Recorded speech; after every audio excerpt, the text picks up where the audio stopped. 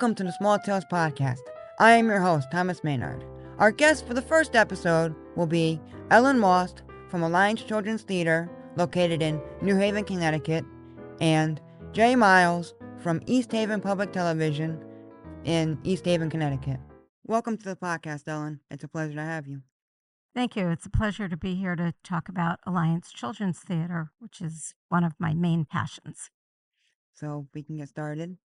Can you share the founding vision behind Alliance Theater and what inspired its creation?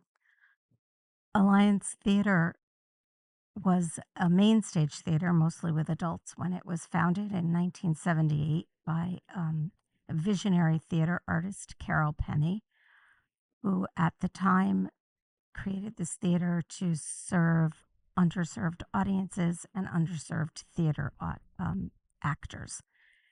And it has morphed into many forms since then.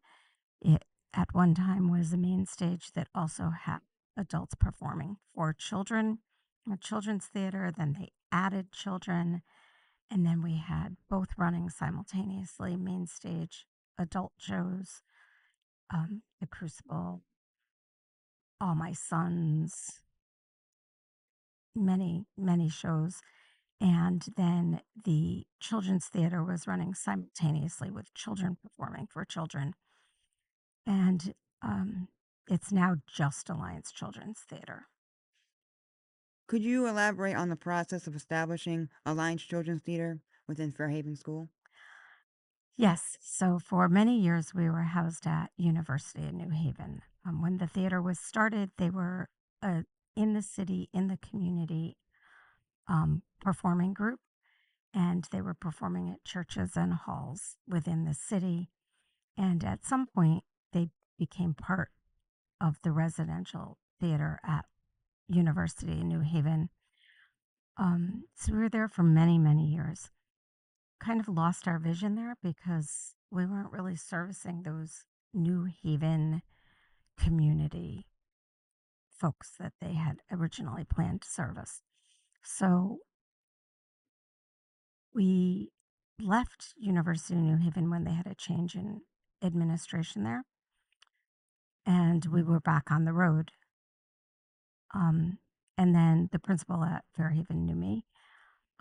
So she called me and said, "Are you still on the road?" And I said, "Yes." And she said, "Would you like to be the resident theater company at Fairhaven School?" Fairhaven School is a great auditorium. I'm a New Haven educator, arts educator. I've been New Haven arts educator for 44 years, and I knew the theaters, and it, in my opinion, is the best theater in the district. So she said, "I need you to take care of it," for many reasons we won't go into, but so we take care of the theater. We make sure everything backstage is in order, at least between shows.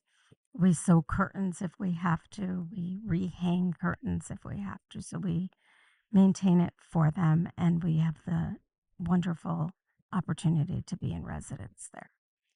What distinguishes Alliance Children's Theater from other children's theaters in terms of its mission or approach? So Alliance Theater has been around for years and years, and what I've seen in my 25 or more years that I've been with them is that their new children's theaters and community theaters are popping up everywhere. The difference is the people we serve and the people that perform with us. First of all, children's theater, we have many students who are forming into actors who have no experience. We don't look for glossy 8x10s when they come and audition for us.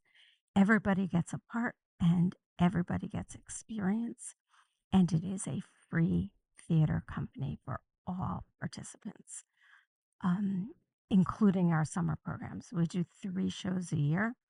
We usually try to have one foundational show, which is maybe small skits or little scenes, a lot of younger kids that can build up. So we just performed Bebop with Aesop, which was really many different fables. And we have one building program throughout the year. And then we usually do one during the year, bigger show. And our summer production is our biggest, but everything is free. There's no mandatory ads to sell. There's no purchase your own costumes. There's no audition fees. It's really for kids that can't do that. But we have other kids too that could be involved in those kind of theaters. It's a big family. So our mission is about equity and access. It's about providing access to everybody in the performing arts. How do you select the plays and productions for Alliance Children's Theater, and what criteria do you consider when selecting those plays? So in the summer, I select based on who I know will have as pretty much an eighth grader, because after eighth grade in the summer, the actors can be on staff. Um, and those are generally our plays. I can tell you the next two. We're going to be doing Mary Poppins Jr. this summer, and next summer, I already know we're going to do Snow White and the How Many Ever Dwarfs We Need. Um, and during the year, we look at plays based on who we had in the summer that would probably want to stay, who we have. Is it a rebuilding year? How many students are leaving to go to college or on to their high school productions rather than be so involved with us? A lot of reading. I usually do one show that we've done before so that everybody's comfortable as a directing staff. And then we can make the kids feel more comfortable. We know kind of what we want to do with that. I usually try one developmental show and one that's going to be totally new. Can you discuss the impact you've observed on the students who participate in Alliance Children's Theater? Are there any notable transformations or dev- developments you've noticed? Yeah, we've had so many of those stories, many, many. We have many students that are multilingual learners. So they're just learning the English language, and it's helped with that vocabulary development. I've had students that were tutored and had trouble reading, and they come to us. They are happy to read. Their fluency and their comprehension improve. And um, we have many special needs students that come through our theater. There's a place for everybody in our theater. And they've been with us even through their 18 to 21 years. And we have students, those special needs students that have become leaders in our program, whether it's helping other kids just access scripts or whatever, or really coaching them. Um, and we have kids of all backgrounds, all social, all cultural backgrounds, all economic backgrounds. And so they transform into one big family and they spend time with each other and spend time at each other's homes. And so what happens backstage and in the community of Alliance Children's Theater is so much more important than what happens on the stage when we actually.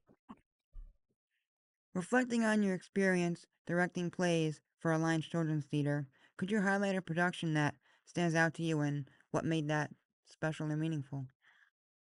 Wow, there's a lot of them. I want to talk about two. We did Rainbow Fish, which I have never done, and I thought it was going to be this nice little easy show, and everybody knew it. Most of the students didn't know Rainbow Fish, most of the actors, but it turned out to be a great show. It was big, it was beautiful. It was our first big show back after COVID. And other than summer, it was our first season show. And it allowed for a lot of us to be creative and a lot of the students to be creative and create their characters and costumes. And so I've never done it. And I look forward to 10 years from now, maybe pulling it out again because I think it was a wonderful production. Um, and then Music Man has always been one of my favorite. And of course, that relies on having the correct person for the Music Man. And we don't really go around recruiting for that so much. I visit a lot of middle school shows and New Haven public school shows and say, hey, you should join us. You should come to our summer production. But I had the right person last summer. He had been with us for 10 years. He was leaving his eighth grade year. So we did the Music Man last year, and it was the second time I did it. It's always so much fun, and it's a heavy show. And the kids really did a great job. And they put summer productions together in 2.5 weeks uh, because camp is 4 weeks, but we spend the first part of camp auditioning, trying parts out, and trying kids in different parts, and then 2.5 weeks and a half week of tech, and then the last week we're performing for camps and other groups. So it was a heavy, heavy show, a lot of dancing, a lot of singing, and everybody rose to the occasion. It was great. In what ways do you envision the future growth and expansion of Alliance Children's Theater? Are there any upcoming performances or programs you're particularly excited about? I'm excited about being able to spend more time on Alliance Children's Theater as not just the youth director, a director of the place, but as a manager. I'll be retiring from my career this year after 44 years as an arts educator in New Haven and the supervisor of performing and visual arts in New Haven.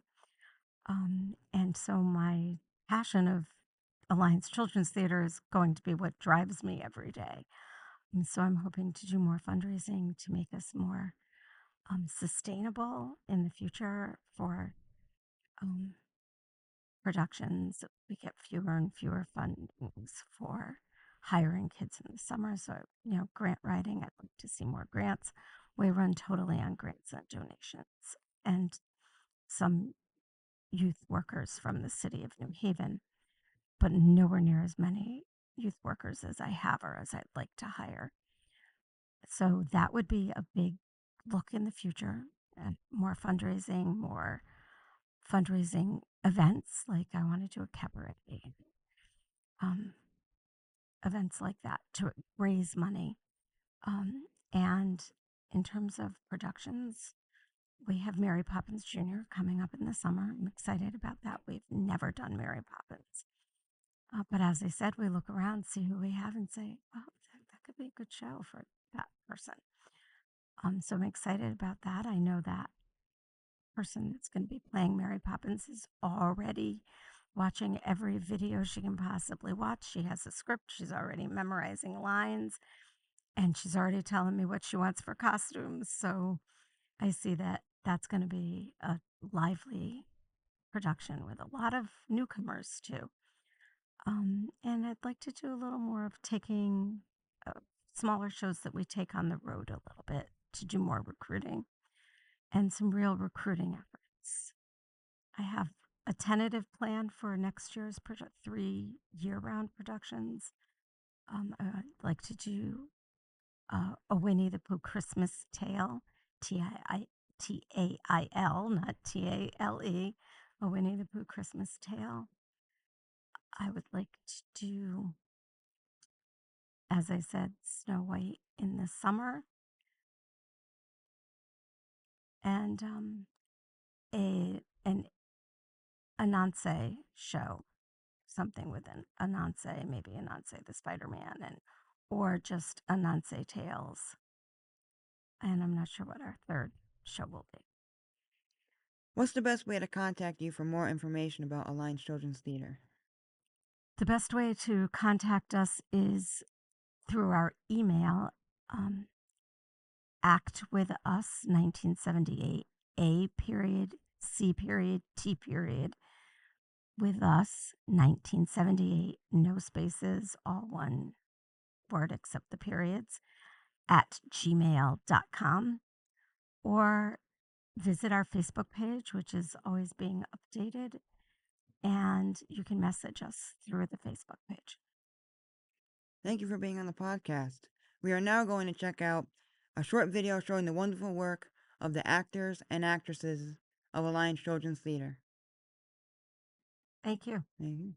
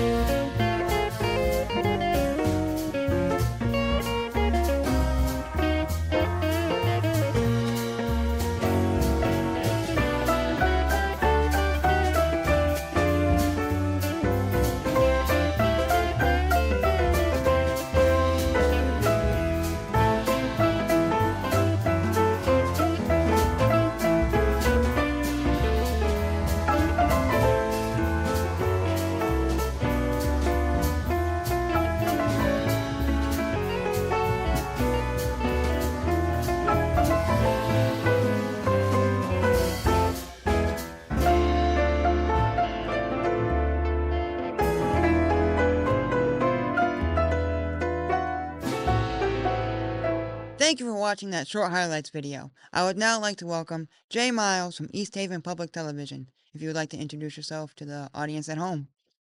Thomas, thank you. I appreciate the chance to sit down and be a guest on your show. I'm Jay Miles. I'm the board chair at East Haven Public Television. I'm a professional videographer, recovering educator, and part-time poker player. All right. Now we can get into the interview. Can you share your story, or the story, behind the establishment of East Haven Public Television and what inspired its creation? So ETV's been the public access station in East Haven for over 30 years. And at the very beginning, there were folks who felt that there was a need in this community to be able to present public and government and educational content for the town and the citizens here. And so they formed a board and drafted some bylaws and got a franchise, got approval from the state, bought some cameras, and here we are 30 plus years later. How did you initially become involved with ETV, and what led you to take on the role of board chair? So 2015-ish, 14, 15, I was still teaching the video courses at East Haven High School. I'd seen already 2 or 3 of my students get internships or freelance work at ETV. And I was like, what's this ETV? And my colleague then and now, Rob Becker, told me a little bit about it. And I started asking questions and poking around and hearing about an opportunity to join the board. And when that sort of came around, I met the people I needed to meet. I came to a couple of meetings and met the rest of the board, and they voted me in. And then like 10 seconds later, they did the first election, the board member elect for like the chair, the vice chair, the treasurer. So I didn't even really know what day it was yet. And before I knew it, they were like, well, you should be the vice chair. And I was like, I haven't even done a budget with y'all yet. I haven't read the bylaws yet. I don't even know, I think I know your name, but I don't know and they were like, no, you're going to do it. And I was like panicked, total panic. It felt like too much too soon. But that was the way the tide was rolling. So I got elected vice chair. And then like 6 months later, the chair was like, I'm resigning. And everybody was like, okay, good. Jay, you're the chair now. And I was like, I am. Um, so it was a little sink or swim moment. That's the nature of small nonprofits sometimes, with turnover. And thankfully, Deb D'Onofrio, who's our vice chair, joined at the same time I did, and she had been an independent producer and a freelance videographer with ETV for many years and knew the people. And she said, "Well, if you're going to be the chair, I'll be the vice chair." And so we've been forging the rapids ever since together. Yeah. Can you provide an overview of the different membership options offered at ETV and the benefits that members get when they come to the studio? I will do my best. So let's see. So um the sort of baseline member of the public, random person out there who wants to start a podcast or learn how to do video production or learn how to edit or be a part of a multi-camera crew or whatever's, um $20 a month. We offer discounts for signing up for several months at a time. If you want to do that, you're able to attend any of our trainings for free, for paid members, which are usually in the evenings. Every now and then they're on a weekend, but they're usually in the middle of the week in the evening. And those cover things like how to use the camera, how to edit audio. We've done podcast training many times. We've done how to use Google Drive. There's a lot of folks out there who want to learn more about that suite of applications. We offer a digital capture cart here. So if you have old family footage or personal footage of like VHS, mini DV, even DVDs that you want to digitize to be able to post, members are allowed to do that. They can also hire us to do it if they don't want to be bothered. But that is another little perk of membership. And members also get to vote. So the next time there's a board election, which aren't normally as terrifying as the one I talked about, they're eligible to vote for those. We run a not-for-profit membership level, which is $250 a year for not-for-profits who want access to the equipment and have been trained on it. We also offer a not-for-profit yearly sort of an beginner level and up type of membership, which is $1,000, but that comes with a set of training that's specifically designed for folks who run other nonprofits. So there's a little bit of a different approach. So whereas we might teach members how to do videotaping just kind of generically, with the nonprofits, for example, it's much more focused on the types of content that they would need to be. Plus, they get access to our staff for additional follow-ups, additional training, and access to edit their content. I think I answered the question. Yes. Not sure. And the next one, too. Oh, you're welcome. No extra charge. Can you elaborate on how ETV acquired its studio space at 230 Main Street in East Haven? And were there any significant challenges or milestones that were achieved by moving into this current space? Yeah, I actually really love telling this story because several years ago, like 5 years ago, we went on a company-wide retreat. Staff, freelancers, volunteers, board members, everybody went to the back room of Twin Pines Diner over here and kind of hashed out like, what do we need to be doing? What do we need to be doing differently? What's our game plan? What's our ideal, sort of way to stay relevant and have that impact and engagement? And we kind of said like, oh, LOL, wouldn't it be great if we could be like right on Main Street, like across from Hageman Library? So much better. And both. So fast forward like 3 years to 2021, I think, 21, 22.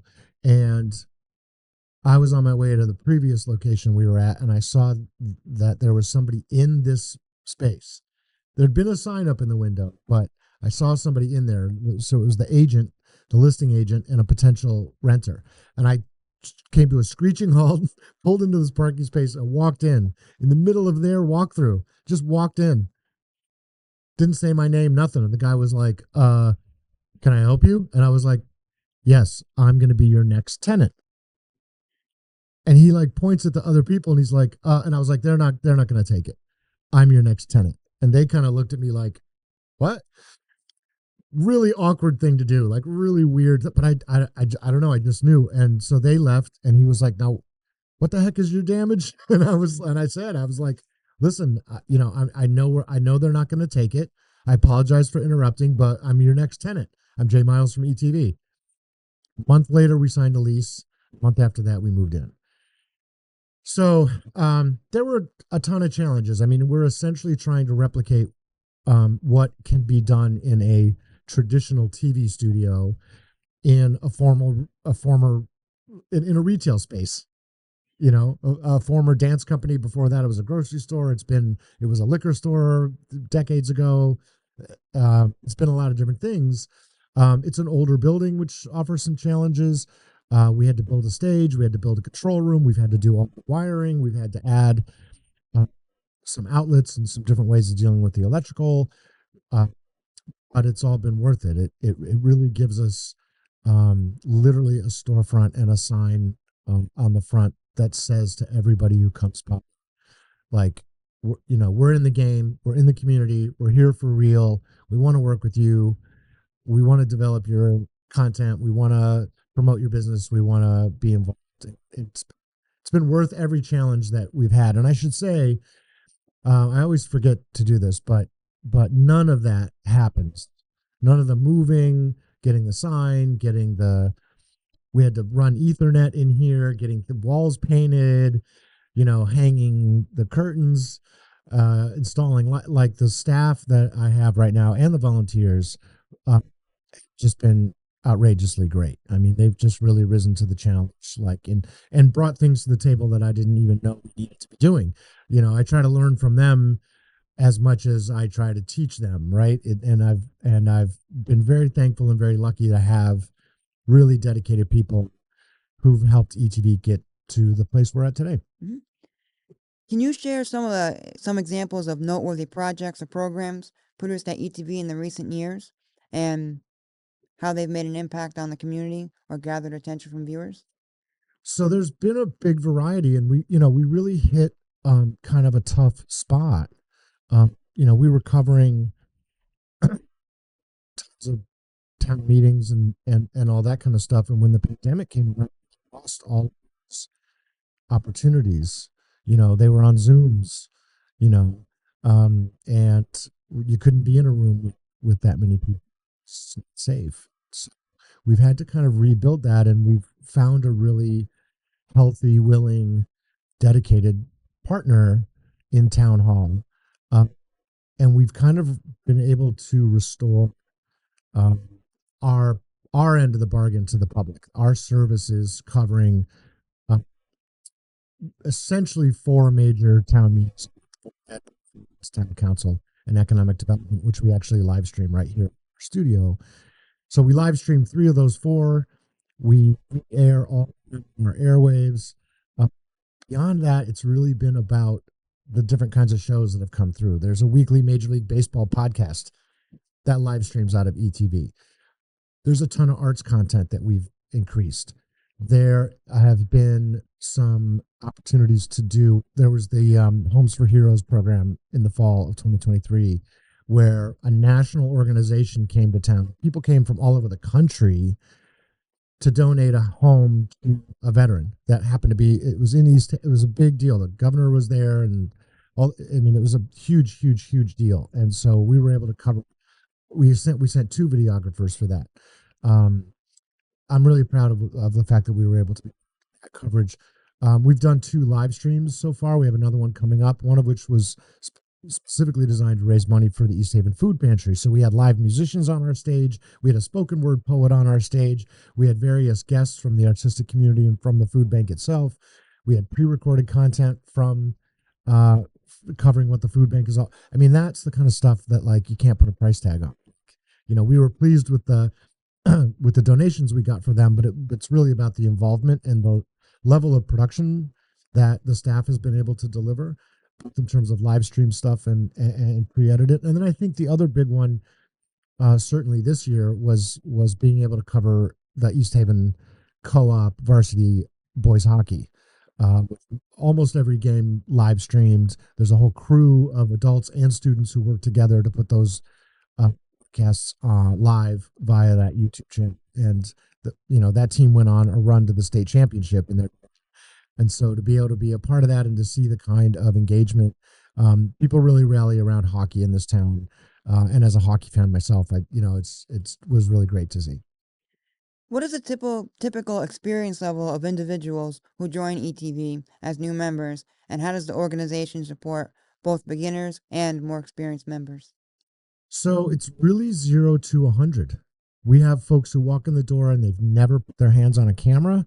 They've never punched a button on a podcast rig. They've never done any media editing of any kind. They don't know how to add sound effects. They don't know how to. So they're literally zeros. And we nurture them all the way up in whatever discipline or disciplines they're interested in learning. I would say the sort of middle range of folks might have a little bit of experience, and they come in with like a really hot idea for a show, a podcast, a broadcast, a topic. They've got the big idea and they just need to understand how to allow it to come through. To get over the trepidation of the technology. So there's folks who come in and sometimes I don't even know what they're doing, but they're cranking out really good stuff. And other folks kind of need us to shepherd them along. So it's a whole range. There's professionals who come in and rent gear from us. There was a professional photo shoot here the other night. That was that was like 100 level. They knew exactly what they're doing. We just loaned them the lights, gave them the space for that rental, and they got it done for their client like that night. And the pictures looked like it was product shots, and they looked amazing. So I think there's a whole big range. I think the other thing that we're really looking to do is develop like a core of freelancers that we can pair with different creatives. So you might come in with like the best idea ever for this kind of a show, zero idea how to execute it. You might not be technically very savvy, but we're going to be pairing an audio editor or a video editor or a good camera team with that, you know what I mean? So that we can reinforce and support those folks. And we're also working on a kind of how-to guide right now. Our community coordinator, Noelle's developing some like bullet points, like, okay, you've got a great idea. Now what? Like, what does a producer do? How do you get guests scheduled? How do you deal with segments? How do you come up with a name and a logo? And how do you tackle writing a script? People get freaked out. They've never done it before. So we're looking at building more ways to support those creatives as well. Now, just to kind of end off, how can the viewers at home find out more information about ETV, as well as view some of the different, productions and things that have been produced by people at ETV or in the community? We've relaunched our YouTube channel, so there's a ton of stuff there. We're adding stuff all the time. It's ETV Community Meetings, so ETV CMC on YouTube. Our Facebook channel is probably the most active place in terms of socials, just to kind of get a sense of like when we have trainings or when we're doing special live events, special guest who comes in, or when we do things that are available. And our website is the other way for like sponsors to get more information about how to support us. Our email addresses, our hours, all that stuff's on our website, which is easthaven.tv. Thank you, Jay, for being on the podcast. It was a pleasure to have you. Thanks, Thomas. Now we're going to take a short look at what life is like at ETV.